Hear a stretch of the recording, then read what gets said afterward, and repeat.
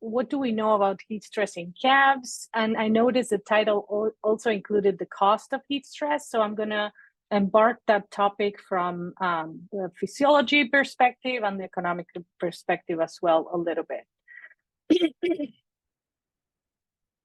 So this is the outline of the presentation. I'm going to talk about heat stress in dairy cattle a little bit, give you a brief background on that. And then I'm going to split this presentation in two parts. The first part is going to focus on the prenatal effect of heat stress, so in utero heat stress, even before the calf is born. And we're going to split those in the short-term effects and long-term effects, carryover effects. And then we're going to focus on the postnatal, particularly the pre-weaning phase of heat stress exposure. We're going to talk about benchmarks for dairy calves, and we're going to talk about some heat abatement strategies that we are developing here in Wisconsin and starting in Florida. So this is the general outline of what I'm going to be talking about today. So I think it's no news for you that heat stress is one of the largest challenges that affects the dairy industry.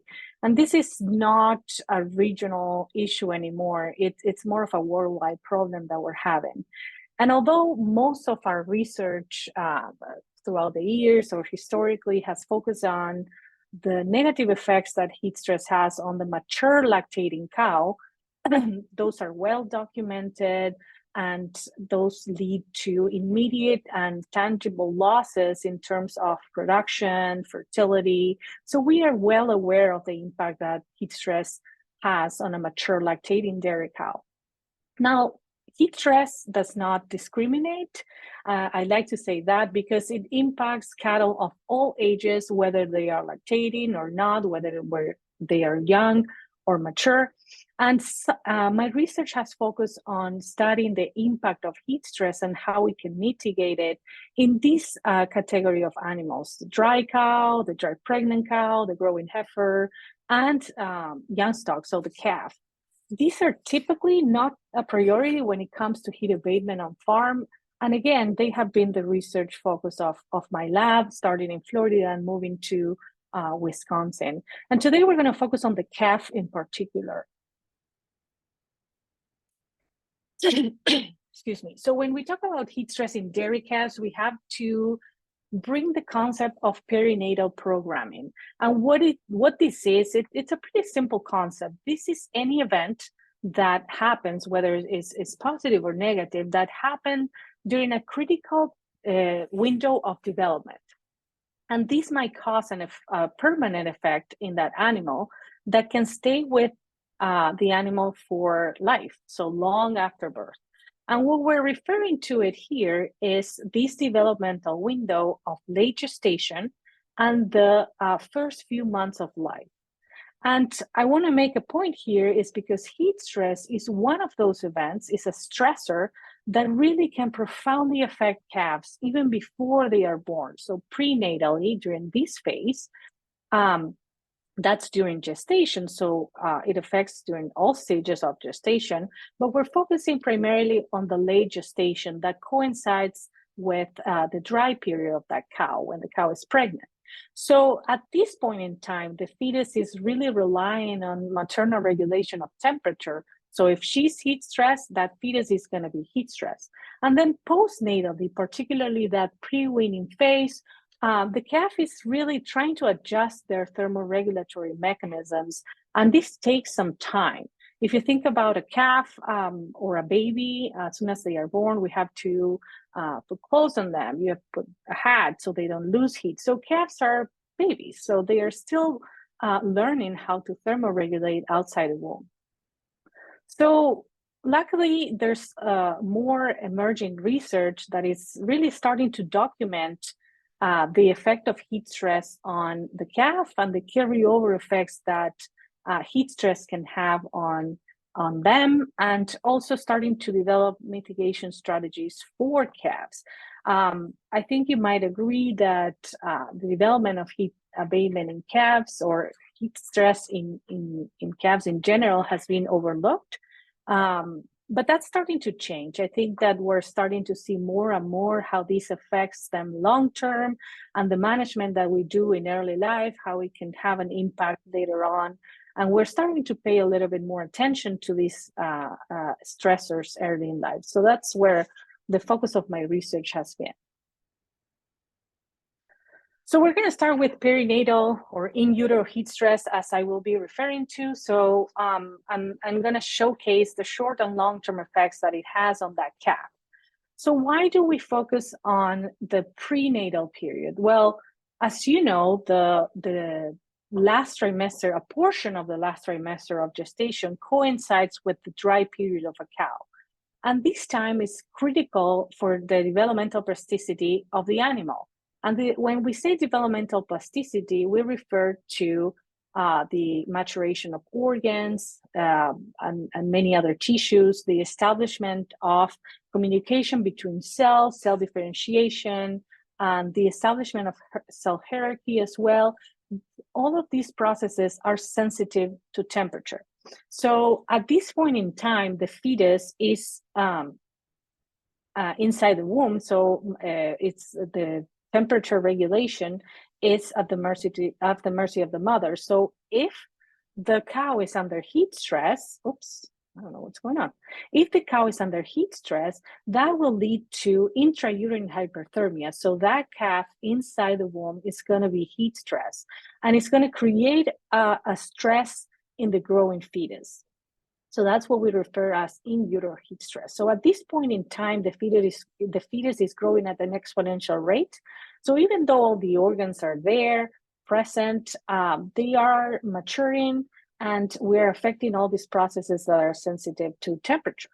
So what we have been doing as a model, we have been using this model of late gestation hyperthermia, where we compare heifers that are born to cows that are heat stressed during the last 60 days of gestation, so during that dry period before parturition, and we compare those heifers to heifers that are born to cows that are under heat stress because it's summer and it's hot, but we provide them with heat abatement. Okay, so we bring them back to thermoneutrality. So the term in utero cool, it's a little bit misleading because we're not technically cooling the fetus, but we are allowing that gestation to undergo in thermoneutral conditions. So we compare in utero heat stress heifers with in utero cool heifers throughout their lifetime. So that's what I'm going to share with you today. Excuse me. So in utero heat stress really triggers several negative effects that are going to manifest in that heifer once she's born. Okay, so one of the hallmarks of heat stress is a reduction in the gestation length. So on average, this is the difference in this graph here. We see the difference in gestation length over 12 different studies. And what we see is that on average, the gestation is shortened by 5 days. Okay, and that shorter gestation lead to an animal that is going to be born smaller, so they have reduced birth weight. And we can see that in this second graph right here. This is the difference in weight in kilograms in several studies that we and others have done. And we see that on average, those animals are born 10 pounds lighter. And this is not transient. So this is also observed during the weaning time. So at 6 to 7 weeks of age, those animals are still going to be smaller if they were in utero heat stress compared to those that weren't.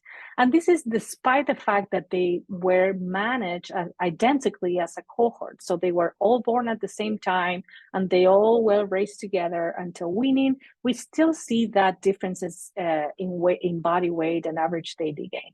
Okay, so this is one of the hallmarks of in utero heat stress. Now, we all know how important the immunoglobulin absorption is in a newborn calf. And in utero heat stress is getting in the way of that. So heifers that are born to heat stress dams have compromised both innate and adaptive immunity. And what I mean by that is one of the things that we see over and over again is that in utero heat stress heifers, represented in that graph in the top of the screen, we can see in red bars, we have the utero heat stress heifers, and in gray bars, we have the utero cool heifers. So we see the ability of those heifers to absorb immunoglobulins from colostrum is reduced, and it's reduced between 10, 15, 20%, depending on which study we're looking at. But overall, we see a reduction in the ability of immunoglobulin absorption in those heifers. And that leads to lower circulating immunoglobulins for a long period of time. This is 28 days, but we observe this all the way through the pre-weaning phase. So they have less immunoglobulins in their circulation. They also have lower circulating lymphocytes, beta lymphocytes. And overall, what we see is that these heifers that have been in utero heat stress have a less robust immune response in general. They have a greater odds of a health event occurring. They require more veterinary assistance. And we have to administer more treatments to them during this pre-weaning phase. So a reduction in the overall immune response of those animals throughout that pre-weaning phase. We also see that these animals eat less, so we have reduced milk replacer and starter intake. We see this in those two graphs displayed in your screen. In the top, we have milk intake in liters throughout the pre-weaning phase. This is days of age. And we see that they eat less during weeks 3, 4, 5, and 6 of that pre-weaning phase. And also, we started in this study in particular, we started measuring grain intake daily. And what we see is that from 28 to 63 days of age, they eat less grain throughout those weeks surrounding weaning. So not only milk, but also starter intake. And these animals are not only born smaller, but they are shorter. And there's nothing wrong with short. I'm 5 feet, and there's nothing wrong about that. But these animals are born shorter. Their body length is also reduced. The head circumferences are smaller. And this can have implications in many aspects, right? And the interesting thing about this is that not only at birth, but also we measure all these parameters at 30 days, 60 days of age, and we see that is consistent. They are still smaller in weight, but also in size.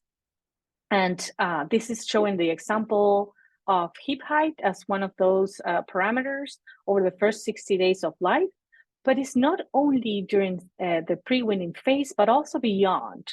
What we see here as even up to 1 year of age, those animals that those heifers that were in utero heat stress are going to be shorter, okay? So I put this here because it's interesting to know that in this particular study that happened in 2020, actually during the pandemic, we raised those in utero heat and utero cool heifers for 60 days in Florida, and then those were moved to Wisconsin in the middle of the winter. And up to 1 year of age, we still see those repercussions of in utero heat stress, where they moved across the country, different climates. They went through a brutal winter in 2020. And so we still see those permanent effects of in utero hyperthermia. So this is something interesting to show. Now, in order to be able to review these effects, these long-term effects, carryover effects of in utero heat stress, we did a study where we pulled together 10 years worth of experimental data, the experimental records and lifetime events. We were able to gather 400 heat stress dams and 400 cool dams. And those are the generation 0 or F0, as I like to refer to. And then those generated 160 in utero heat stress or in utero cool daughters of F1s, so the first generation. So we were able to look at the records of these daughters for multiple lactations. So we were interested in looking at the survival rate, how much they produce, and things like that. So one thing that we observed was that these in utero heat stress daughters have reduced survival to first calving, reduced survival through the first, second, and third lactation, and overall they have a reduced productive life for about 5 months. So once they enter the lactating herd, they leave 5 months early, and overall their lifespan was almost a year shorter. So if you look at this graph right here, you have the survival percentage on the y-axis and the age of the animal in the x-axis. And here we have major lifetime events. So birth, weaning, first AI, first calving, and first, second, and third lactations. And so we see in red are the in utero heat stress daughters. And you can see that that line is always below the black line. And the black line represents the in utero cool daughters. So there's a pattern here. Okay, so these in utero heat stress heifers have reduced survival, reduced productive life, and reduced lifespan. So, which is very, very impressive. Now, those heifers that actually make it to the first lactation, I show you that not all of them make it. Those are going to produce less milk. This is representing the first, second, and third lactations of that in utero heat stress heifers, compared to the first, second, and third lactation of an in utero cool heifer. So I think this graph tells more than 1,000 words, right? Because if you look at here, we see this is 40 kilograms of milk. So we see that in the second and third lactation, those in utero heat stress heifers, cows, barely make 40 kilograms of milk, and their second and third lactation look pretty identical and on top of each other, whereas the lactation, second and third lactation of the in utero cool heifers look normal, and that third lactation you can see the wide differences with the second lactation. So these heifers that were in utero heat stress during the last 60 days of their gestation, once they become cows, they enter the lactating herd, they produce less milk. And this is just showing milk yield, but it also energy corrected milk components as well. So we see this long lasting effect of in utero heat stress. So it's a programming effect that lasts for multiple generations, as you can, multiple lactations, as you can see in this graph.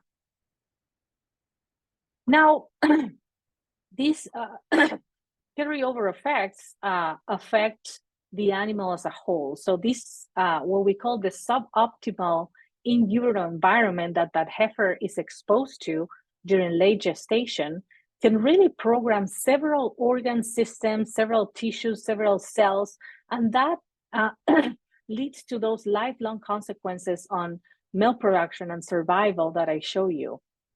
Tissues that and organ systems that we have been looking at are the gastrointestinal tract, trying to understand why and how we can improve that immunoglobulin absorption, what is going on in utero that it's preventing those immunoglobulins from being absorbed. Thermal regulation, we're looking at sweat glands and their function, and how this in utero hyperthermia can have a long-lasting effect on their ability to thermoregulate. Mammary gland development, of course, I put a heart here because I'm a lactation physiologist, so I spend a lot of time looking at the mammary gland, and I'm going to share a little bit of that with you, just one slide. But another thing that we look at is stress physiology, the adrenal gland, cortisol production, how in utero heat stress can have long-term effects on their ability to respond to stress later in life. These animals are born, these heifers are born with enlarged adrenal glands, and that's really indicative of chronic heat stress. Also, metabolism in general, reproduction, their ovaries are smaller, so what repercussions that might have on fertility, immune function in general. But again, heat stress impacts the animal as a whole, and all of these organ and tissues can have really repercussions on their performance of that animal later in life. So like I said, I look at the mammary gland quite a bit in my research program. So I'm going to show you this slide where I'm going to summarize the impact that in utero heat stress has on mammary development. So the mammary gland development starts in utero. So when the heifer is developing in utero, that mammary gland already started to develop. And it's not until that heifer will reach puberty that we start thinking about that mammary gland, right? But my research has shown that early mammary gland development, it's really important as well. And stressors during gestation can really derail the development of that gland. And heat stress is no exception. So in utero heat stress heifers, excuse me, are born with smaller udders. So as a whole, that mammary gland, that udder is smaller, it weighs less. When we dissect those tissues that compose the udder, the fat pad and the parenchyma tissue, those are smaller as well. So they are lighter.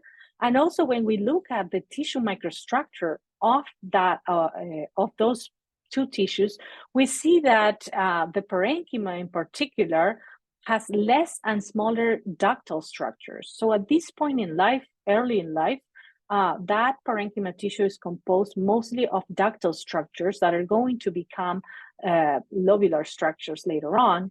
But if we're starting life with less and smaller ductal structures, that can really have an impact later in the production, in milk production later in life. And that's exactly what we see. Later on, if you think about a pubertal animal or first lactation animal that was in utero heat stress, those also have fewer mammary epithelial cells per alveoli. And just to back up a second here, the alveoli is the milk secretory unit of the mammary gland, okay, of a mature mammary gland. And those are composed of mammary epithelial cells. So in utero heat stress, so 2 years before that cow starts lactating, really impacts the number of mammary epithelial cells that you are going to have per alveoli. So that really compromises the ability, the production ability of that cow.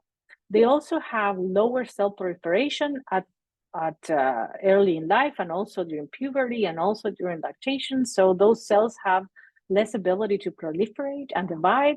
And also at puberty in particularly, we see that they have lower expression of estrogen receptors. So what we're seeing is that they are less able to respond to that increasing estrogen during puberty, to that lower cell proliferation that we observe in all these life stages. So in utero heat stress and mammary development, it's really derailing that developmental trajectory of the gland, and that likely leads to the reduction in production that we see when they start lactating for multiple lactations. Now, what is the economic impact of in utero heat stress? We talk about survival, milk production, but what's the cost of that? So we have a good handle on what's the cost, the financial loss of if lactating cows are not cooled, if dry cows are not cooled, so the cost of those cows making less milk in their subsequent lactation has been estimated. What we wanted to do is we wanted to calculate the financial loss of the reduction in survival and the reduction in productivity for those 3 lactations in the F1 progeny. So these heifers that were in utero heat stress, how much they cost to the dairy industry. So again, this F1 progeny is born to dry cows that were heat stressed. So we know the cost of these, and we want to estimate the cost of those of the progeny. So in this graph, we are what we did is we make a few assumptions, and we use the number of cows per state in the US and the number of heat stress per state as well. And we estimated the $1 million loss per year per state. That's here in the x-axis. And here are the 25 states with more dairy cows showcased in this graph.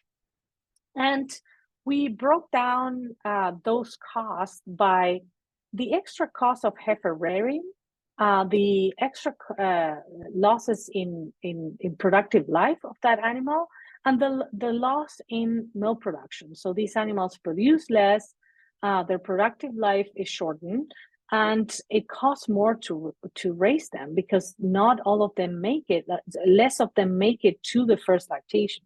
So when we look at this overall in the United States, we calculated that the cost of in utero heat stress, it's $600 million. And obviously these are estimates, and we did this work in Florida, but even if you look at Wisconsin, which is considered a more temperate climate, you know, with a shorter summer, on average 55 days of heat stress, but there's a lot of cows there. So if we assume that 15% of cows, there's no seasonality of calving, 15% of cows are dry on a month, 200 cows will be at risk during summer, during those 55 days.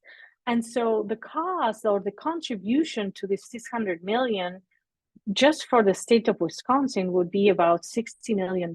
So even in a short period of time that those cows are under heat stress can have a long impact, a great impact in the economy of that state. So just to keep that in mind, here we have California, Texas, Pennsylvania, but you see Iowa right here, shy of $18 million. So there's a lot we can do to reduce this impact on the progeny.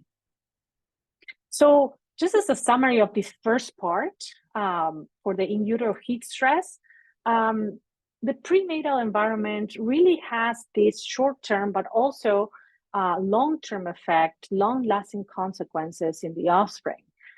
We see that impaired immune function, we see that impaired growth, but also we see productive impairments in that first lactation, second lactation, third lactation of those heifers that were in utero heat stress compared to those that weren't. And just to back up a second, we have to think about that these heifers were heat stressed for the last 55 to 60 days before they were born. So this is a relatively short period of time that their mothers were heat stressed that exerts a negative effect for years down the road.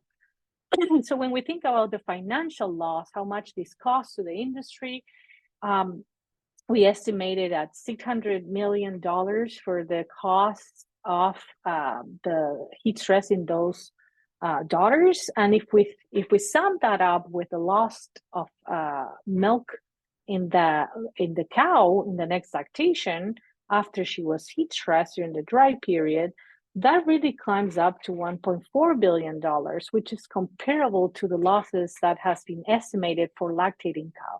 So if we put these numbers together, heat stress during the dry period can really have a huge impact as well. So now we're going to move on to the postnatal or pre-weaning effects of heat stress.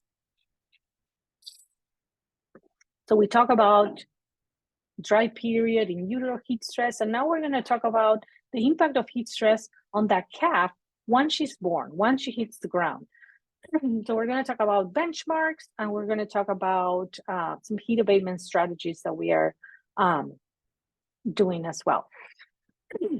So I think in general, we have this perception that calves are less vulnerable to heat stress, or they're more thermotolerant, better able to cope with heat stress. And although that is true because they have a wider thermoneutral zone, which we're going to talk about in a second, they have a greater surface area to dissipate heat. They have an undeveloped rumen. They are obviously not lactating, so they are not generating that much metabolic heat. So all of those things are true. But it's also true that during hot, humid summers, calves those are stressful periods for that calf. They are going to be impacted by heat stress, and that's going to come at a cost of growth and health. These are some of the signs of heat stress in dairy calves. This is a video of a calf in Wisconsin a couple of summers ago. You can see she's her respiration rate is elevated. This is, not even a sunny day, but she's very much distressed. So elevated thermal indices are one of the main signs of heat stress: respiration rate, rectal temperature, reduction in milk and grain intakes, an increase in water consumption, dehydration in general, reduced activity. And there are other behavioral cues that we're going to be discussing today that might be indicative of heat stress. But yes, calves also feel the heat. Now, when we talk about the thermoneutral zone, how hot is too hot? These newborn calves are, like us, homeotherms, so they're going to try to regulate, to maintain their body temperature between a certain range, regardless of what the temperature is outside. And when the temperature is outside of this range, they are going to be destining energy towards regulating that temperature, and that energy is going to go away from growth and immune function and things like that. And that should be the priority for them at that stage in life. So this thermoneutral zone really depends on the age of the animal, and it's impacted by many things weather related, right? Wind speed, humidity, and even within these thermoneutral zones, calves and cows as well can begin to experience some thermal discomfort. And humidity plays a really important role in exacerbating these responses. And this is why the temperature humidity index and the local microenvironment that the calf is raised in matters, and it becomes to be relevant. So we wanted to understand and contribute to this area of research by establishing environmental and animal-based heat stress benchmarks for dairy calves. So we did a couple of studies, one in Florida in a subtropical climate, and one in Wisconsin, a more temperate climate. And obviously, you're well aware that those climates are quite different. This is the temperature humidity index in the y-axis, and this is hours of the day. As you can see, if my mouse stopped moving, you can see in Florida here depicted in red, cattle are at risk of heat stress 24/7, 20 hours of the day. The THI is above the threshold that we typically use for lactating cows. That's a 68 threshold. So when cows start experiencing reductions in milk production because they are heat stressed. And we see here in Wisconsin, in green, we see that cattle are at risk of heat stress for 13 hours per day if we use that threshold for mature lactating cows, which is still quite a bit of time, right? And this is for mature cows, but what about calves? Are those thresholds similar? Are they different? So we set out to determine this. So what we did here is we generated a large data set where we measure environmental indicators of heat stress. So ambient temperature, relative humidity, calculated the temperature humidity index. And we also measure throughout a 6-month period of time, animal-based indicators. So these are skin temperatures at different locations within the animal, rectal temperature, respiration rate, heart rate, etc. So we calculated all the possible correlations between these parameters, and we have a bunch of correlations here and there. But the point is here that we wanted to generate temperature humidity range, wide range, to not only calculate these correlations, but also to estimate the breakpoints. So we use segmented regression models to be able to find these thresholds, and these thresholds are benchmarks at which physiological responses, in this case, I'm going to show you respiration rate and rectal temperature, when those begin to change, and to change abruptly. So here in this graph, we see respiration rate. This is the temperature humidity index range that we were able to measure. And this is for respiration rate. And what we see here is that the breakpoint for respiration rate is 65, the THI breakpoint. And what that means is at 30 beats per minute, every unit increase in the THI above 65, respiration rate will increase by 2.5 beats per minute, breaths per minute. For rectal temperature, we see that the breakpoint is 38.6. So every unit increase over 67, that rectal temperature will increase by 0.03 degrees Celsius. So these are physiological benchmarks and environmental benchmarks. So if we were to use ambient temperature in the x-axis instead of temperature humidity index, those benchmarks will be 20 degrees Celsius, which is 68 Fahrenheit for respiration rate. So above that, the respiration rate will start to increase and abruptly. And for rectal temperature, it will be 22 degrees Celsius, and that's about 72 degrees Fahrenheit. When we do this in Wisconsin, we did the same thing. So we use segmented regression models to estimate thresholds. So in this case, we are displaying respiration rate and rectal temperature. We see that the breakpoint now is 69. And in the case of respiration rate, we see that breakpoint is 40 breaths per minute. So every unit above 69 THI, respiration rate will increase by 2 breaths per minute. And for rectal temperature, every unit increase above 69 for THI, rectal temperature will begin to increase by 0.05 degrees Celsius. And again, if we were to use ambient temperature in the x-axis instead, the breakpoint for temperature will be 21 degrees Celsius for respiration rate and 21.5 for rectal temperature. So what all this means? It means that we now have these environmental and animal-based benchmarks for dairy calves, and they are lower than, in some cases, lower than that for mature cows, and and often are comfortable temperatures for us, 20, 21 degrees Celsius. So those are comfort temperatures for most humans. And they are relatively similar despite how different these climates are. 65, 69 THI, 20, 21 degrees Celsius for temperature.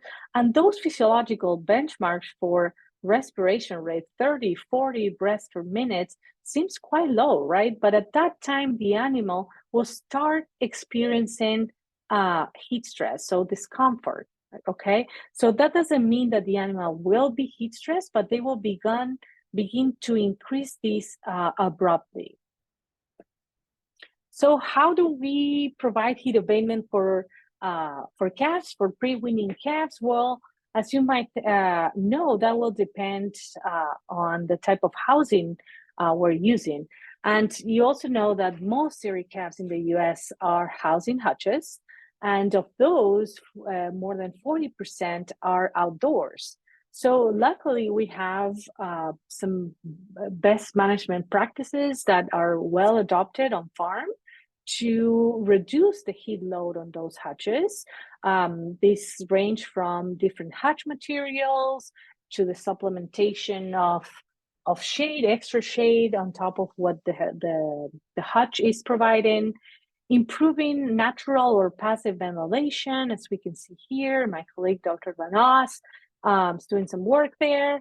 And also adding, changing the hutch orientation, elevating the hutch. These are things that we know that improve, provide heat abatement for that calf that it's outdoor, exposed to direct solar radiation. Now, group housing is also becoming quite popular, whether it's in pairs or in larger groups. And typically, when we think of barns, like these two right here, when we think about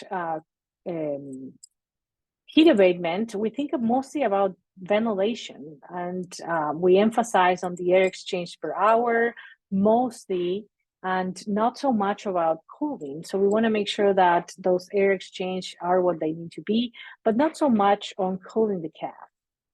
Now, there have been some studies out there, but overall, the implementation of mechanical ventilation for calves, or even like evaporative cooling, is very limited. And again, we have been working in this area for a few years now, and I'm still amazed of how little research it's in this area. And heifers are the future of your herd, so it's very important to provide them with a nice, cool environment early in life, and that's hopefully we generate more data to convince you that it's well worth it. So I'm going to show you a couple of projects we have done. One is in group house calves that were in automatic feeders, and another one is in individual outdoor hatches that we did a couple of years ago. So in this first study, we provide heat abatement for group house calves. So we provided mechanical ventilation via these two fans to increase airspeed at the calf level, the calf high level. So we have this open side barn with curtains, and we have an automatic feeder. We have 8 pens. This experiment ran from June to October in Florida. So you can imagine it was fairly hot. So we used these barrel fans. Here they were on a thermostat, but pretty much they were on all the time. And we use this oscillated fan as well. It's about 2 meters above the ground. And that one was on 24/7. So what we see here is that providing these fans, as we expected, increase the airspeed in those fans. So we measure the airspeed at different locations within that pen, and as we expected, we see that the airspeed was higher at all locations that we measured compared to those pens that have no fans. So on average, we see that calf height airspeed is about 2 meters per second, whereas in those pens without fans, it's 0.15. Okay, so comparing to other studies in mature cows, providing cow side airspeed of 1 to 2.4 meters per second, that was enough to provide heat abatement to these animals. So we were right on target. So providing fans improves thermoregulations. This forcing this air movement across the pen really trigger these thermoregulatory mechanisms that allow those calves to cool off. So what we see here is respiration rate and rectal temperature across the day. This is at 7 a.m., 1 p.m., and 7 p.m. So we wanted to capture different times of the day. And we see here that in red, we have the natural ventilation, so passive, no fans. And in gray, we have the pens with fans, so active ventilation. And you see that respiration rate is lower in the calves that had access to fan at all times of the day, and rectal temperature as well. So 12 breaths per minute lower and 0.25 degrees Celsius lower in terms of rectal temperature. When we put these iButton temperature probes, we also see that throughout the day, the average skin temperature is about 1 degree Celsius lower at all times of the day, and especially very early in the morning, that is 2 degrees Celsius lower when they had access to fans. So calves with access to fan has reduced skin temperature throughout the entire day. So they were cooler. They also eat more grain. So if we provide fans to these calves in those pens, they improve grain and milk and grain intake. So about 1 liter more milk replacer per day if they had access to fan, and about half a kilo more grain per day if they had access to fans as well, compared to those that didn't. Now, one interesting thing that we observed is that not only they eat more, but they change the feeding patterns. So calves that didn't have access to fans, in this case, consume less per visit to the auto feeder. So they visit more often, but they consume smaller meals.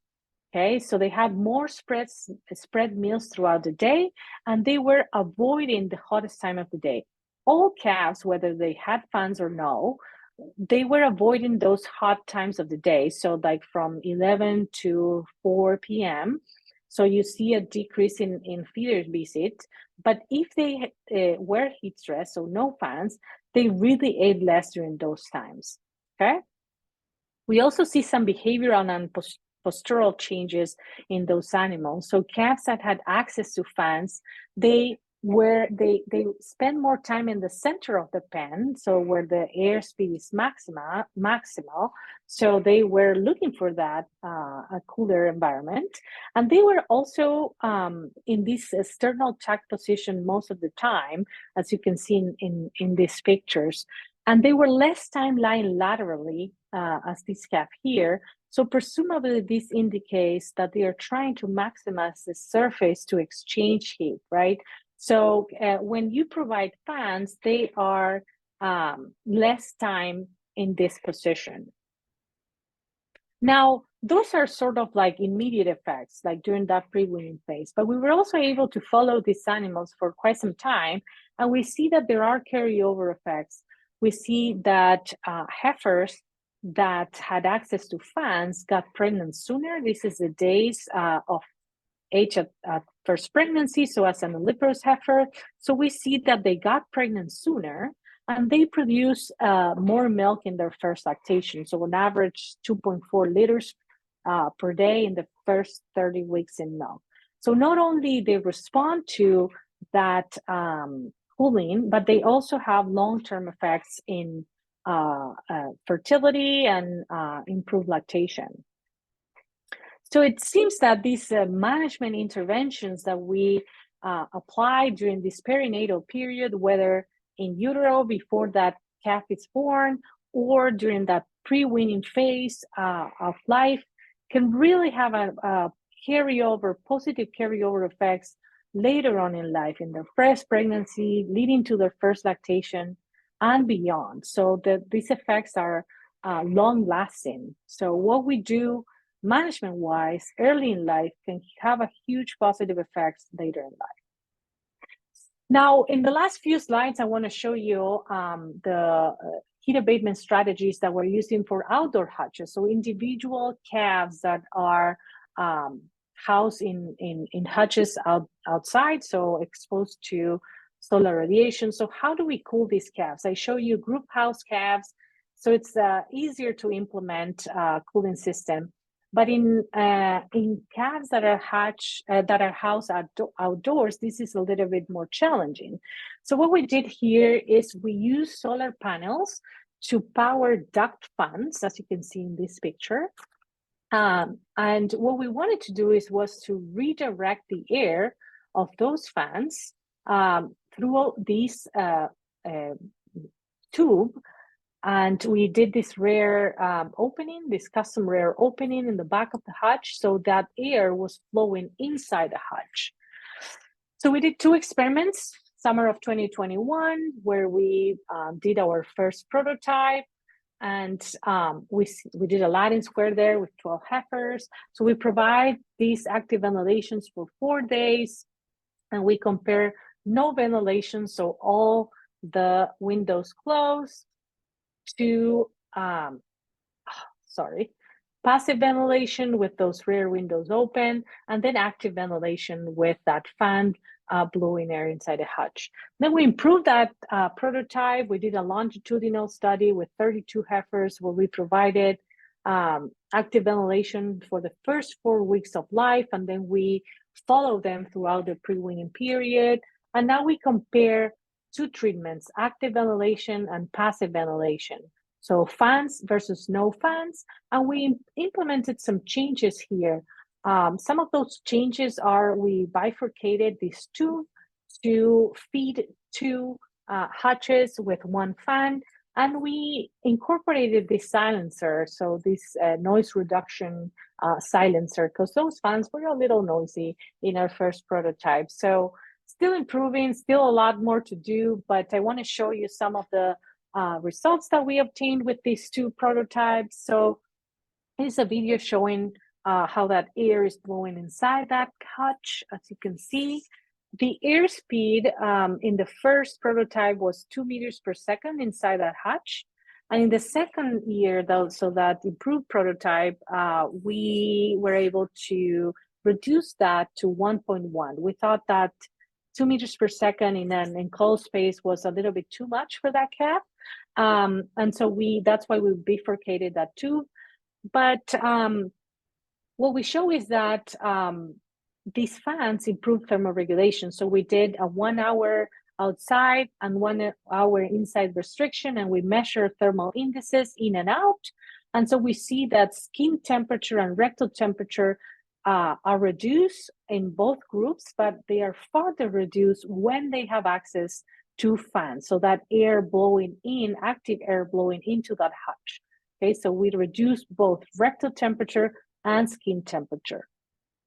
And I think one of the interesting outcomes of this study is that the provision of fans, so that air flow going through that hatch, improve the microclimate. So we all know that in summer, this warm weather, well, it's conducive to bacterial growth and those organisms that are causing disease. So what we did is we sampled the air inside these hatches, and you can see here in this image, this is the colony forming units of hatch with fans. And this is the colony forming units on average of a no fan hatch. So you can see 16 versus 121, pretty big difference. We also see that access to fan reduce ammonia levels, which is important as well. So this air moving across that hatch is helping these bacteria populations to go down, removing that ammonia buildup inside the hatch, and potentially helping with fly control. We didn't measure these, but anecdotally, we see a lot less flies in those hatches. So some promising results here.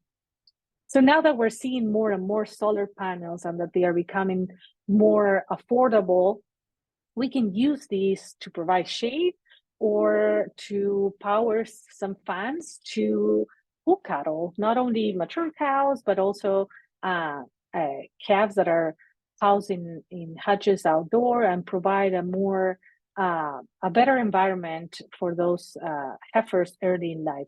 One thing I want to mention is that we didn't see huge improvements in growth. Obviously, we're dealing with smaller data sets here, or improvements in health, but overall, both groups were healthy. I think we next steps are to do more longitudinal study, long-term study with more animals to be able to document these benefits of early life heat abatement in calves. So we're on to doing that as well. So in summary, for the second part of the presentation, those postnatal or pre-weaning heat stress in calves, I think I showcase how this early life management really matters and really can have an impact on that calf, not only from a welfare perspective. In summer, we don't want to see those calves, suffering or being heat stressed, but also we now see that there are long-term repercussions, long-term positive effects, not only for production, but also for fertility. And we are now well aware of these benchmarks that are much lower than we once thought they were. We know that calves are also affected by heat stress. They feel the heat too. And even though we don't have this immediate loss in milk production like we do in lactating cows, there can be long-term effects for those calves. So we're investing in our heifers early in life. Heat abatement should be one of those investments that we're putting. We have a lot more to do and a lot of room for improvement in heat abatement systems for dairy calves, whether they are outdoor, indoor, group house, individually housed. There's a lot to do and improve, but I think we are in our way to documenting these long life impacts of early life management. And we need more of these studies to really start estimating the cost benefits and the return on investment of the return on the investment of early life cooling to be able to convince producers out there. So with that, I would like to thank my students that do all the hard work, starting in Florida and moving on to Wisconsin, and to collaborators along the way, and obviously funding that help us support all the research that we do. And with that, I will like to take any questions. Thank you very much, Dr. Laporta. We are down to about 25 attendees. Go ahead and unmute your mic and ask the questions directly. If you have questions, I'll give just a second if we have anybody want to bring a question forward. Fred, I have one question to start off with. When you did those ventilation studies with individual hutches outside, did you look at different bedding types as well? No, but that's something that came up, like that we should probably do that, right? We had some bedded hatches, and that's what the farm here at Wisconsin is using. Apparently, they have seen more benefits using sand in the summer than others, so that's what they are using, and that's what we went with. But I think it will be really interesting to see the interaction of bedding type and cooling inside the hutch. I think that's in the list of things that we want to look at. So yeah, do you have any thoughts there? Yeah, I just think it would be interesting as well. I think we use sand as maybe thinking it's more of a cooling effect than our sawdust or bedding or straw, sorry. But I'd be curious to see when you start to implement the actual ventilation inside those individual hutches, what that difference might look like. Yeah, no, I agree. I think we have to do those experiments to tease that out for sure. Okay, we had a question come in asking about wetting the concentrate help with consumption on hot days. I am not sure. I think one thing that came up in the cow side of cooling is the feed would get wet, really wet, and that was an issue. But with calves, I'm not sure. I don't know the answer to that. I mean, they do have, like in the group housing trial that we did, they had free access to grain and water, but yeah, I don't know. That would help. Okay. I have a question that once you put the machinery in to have the forced air ventilation in the hutches, did you come up with any idea of what the cost would be for those? Mm-hmm. Yeah, that's a good question. We weren't too worried about the cost at that point. Those first prototypes that we implemented, we were trying to see if it works, if calves would respond, if they would go inside the hutch, because that was one of the things, right? It's noisy. Would they? So we started to ask more those questions initially. The fan itself is not the expensive part of the prototype. Is mostly the solar panel and how many hatches you can feed with one. Really, the fan is a duct fan. It's like $50, and the tubing is cheap. That part is really inexpensive. What it is the solar panels, right? And the idea behind using solar panels was, one, sustainability, not having to rely on electrical outlets as well in the exposed to the elements, and being able to bring that out there in those outdoor hatches through using solar energy to power those fans. So that was kind of our idea. But those solar panels are ranging between 1,000 and 1,500. That changes all the time, and they are becoming more affordable. But where our third prototype is going to be a more conscious in terms of costs, and we're going to try to provide with one solar panel, provide cooling for multiple hatches to start thinking about those things. Yeah. Very good. I'm got a question that now is in.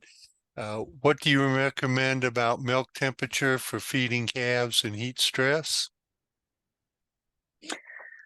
Um, that's that's not my forte. I haven't done any research myself in that area. I would say that, you know, room temperature would be ideal. You don't want that milk to warm up too much or not too cold either. I think that you just try to find that sweet spot. But honestly, I haven't done research myself to answer that question more elegantly. But obviously offering fresh water, that's number one. I mean, shade water, that's uh, indisputable. Okay. I have a question here. You'd mentioned you started out with the fans at 2.2 and then you dropped it when you bifurcated down to 1.1. Is there a minimum? I mean, is 0.7 doable, or what's your thoughts on that? That's a great question, and the simple answer to that is we don't know. You know, that's a good question. Is it 0.5 enough? We don't know. I think that we had to start somewhere, and that's what we work collaboratively with Dr. Van Oss, and so we were like, okay, let's shoot for 2 and see what happens. And then we thought that was a little much, and then we went down to 1. And I think that keeping that line of thought with, okay, you now can do 2 hutches instead of 1, so the cost will be less. And the idea now is to trying to go in the vicinity of 0.6 to 1 meters per second. I wouldn't go lower than that, but trying to provide more hatches at once. You know what I'm saying? But the truth is that for calves, we don't know what's the minimum and what's the maximum. I can tell you that 2 meters per second was too much, just for many reasons. But I think that I would like to try a third meters per second just to see. Maybe 0.5 would be a good one to try. 0.5 versus 1. I think that that's something that we should definitely try. But the reality is that we don't know. Okay. We have a question on what was the period for the prenatal test you did or research you did? What was excuse me, can you repeat that question? In the heat stress prenatal period, how long was it and what was the THI? Okay, yes, so those studies were all done in Florida, so the THI was always greater than 75, 80-ish all the time. And the length of the duration was 46 to 50 in some studies and 60 in some other studies. So technically the dry period length. So the length of the dry period, that's when we would implement the heat abatement or not. So, you know, the farm there, we were shooting for 46 days. When we did it in commercial farms, they were shooting for 60. So it depends, but it's between 46 to 60 days. Very good. I have a question. Did you calculate the air exchange rate of the hutch when using the fans in the hutches? That's a great question. And the answer is no, but we're starting to work closely with the Dairy Land Initiative with Courtney Hallback right now. And so that's one that's in the pipeline to do with the data we have, and, you know, to see where the air is going and smoking those hutches to kind of get a handle of that. So we're starting to implement all of that in our research. Yes. Very good. Okay, I'm not seeing any other questions come in. I'd like to remind everybody that they can the URLs for the survey is in the chat box here. As soon as we have this program processed and on the website, I will send everybody an email to give the URLs again and make sure you know where to go to get the archive version. Again, Dr. Laporta, thank you very much for an extremely interesting and what looks like to be a protocol that's going to change maybe how we handle calves during heat stress. So Well, thank you. thank you for having me. And you know, if anything, just being more aware of early life management and how it can have a long-term effect on your heifers. I think that's my main goal with this webinar. So thank you for having me. Appreciate you working with us on it.